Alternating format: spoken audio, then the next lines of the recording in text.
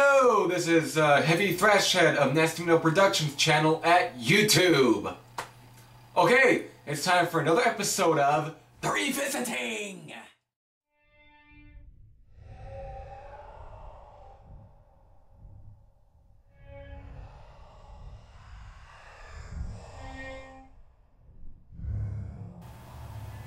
Okay, so what's the album that I revisited? Well,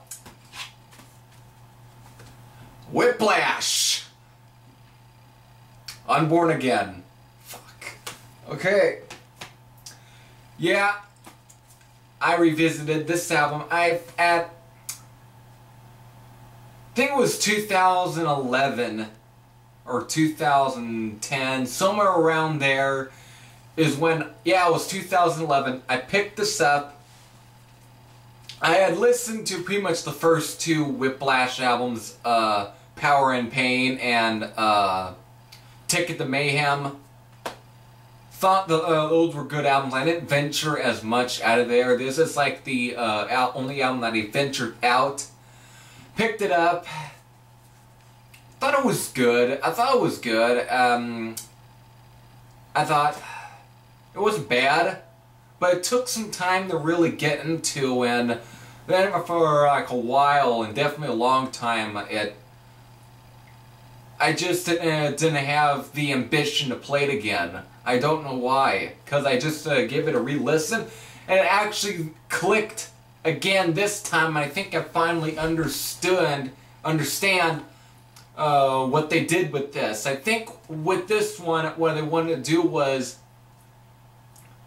I think, kind of almost add a bit of a 70s sort of style, because for some reason I get like a Black Sabbath vibe, or a little bit of a doom metal, a little bit like, you know, a little classic sort of vibe to this one. I think that since the whole 70s revival kind of was going on, and even with bands such as High on Fire and such were kind of sort of bringing that sort of stoners meets doom metals type of thing. I think Whiplash decided to do, and kind of add a little bit of that, but mix it with the sort of speed metal, thrash metal, give it, you know, the Whiplash sort of flavor.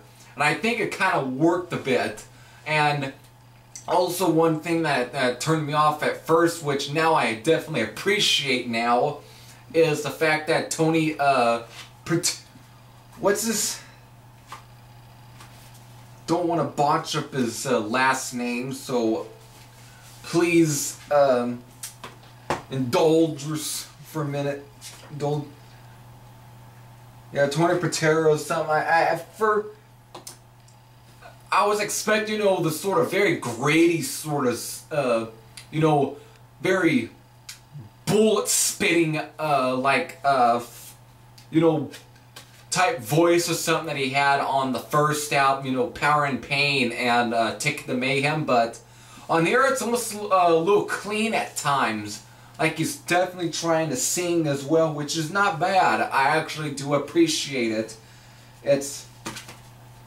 I definitely do dig this album more than I did when I first got it. It's weird, but it just clicked this time around. And that's why I made this.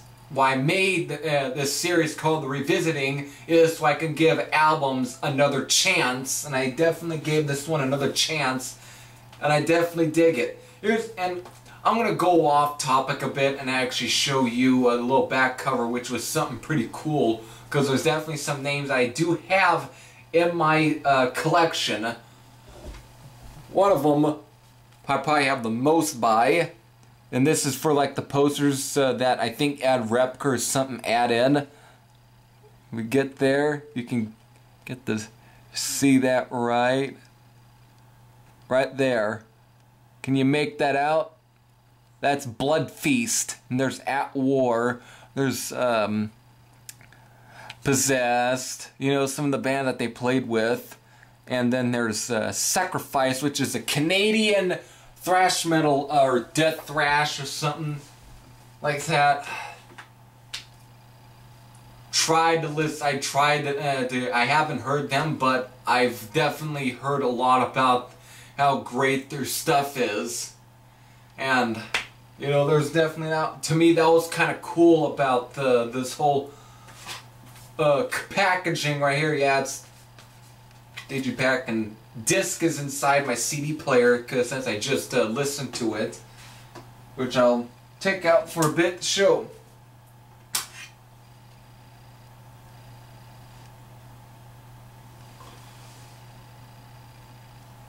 Yeah, I gave it a listen again.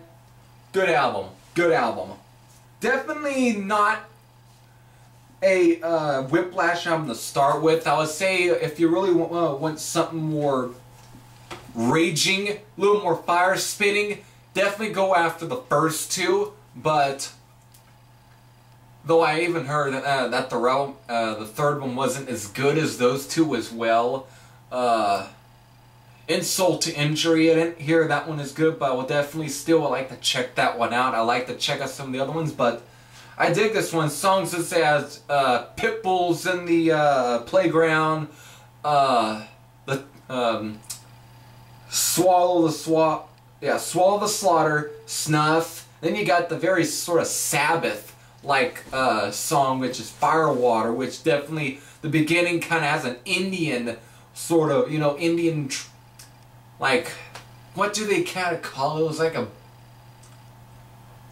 they have a name for it, I forgot, but it's like something like that in the beginning for Firewater, and it's kind of interesting. Even the intro to Swallow the Slaughter, which is like, you know, carnival, like, you know, riot and stuff, you know, it's very much a kind of a almost a I'm not gonna say flashback, but it's like a nod almost to like the album cover, to pretty much this whole cover as well is a nod to the Ticket to Mayhem album.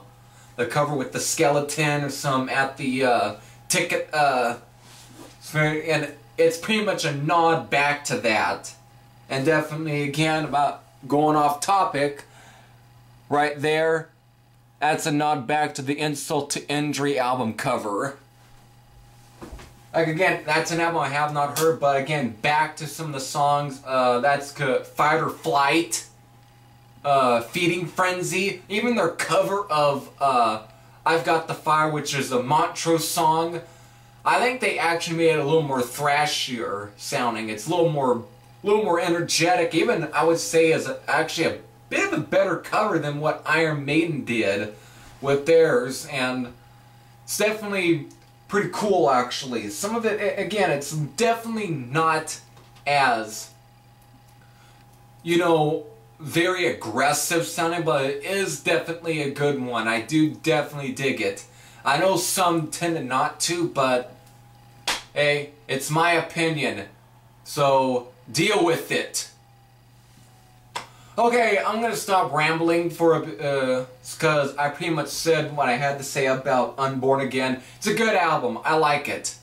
Not the greatest Whiplash album, but definitely a good one. Definitely one I appreciate more than I did when I first listened to it. So, that concludes it. Until next time, this is Heavy Thrash saying, I'm out.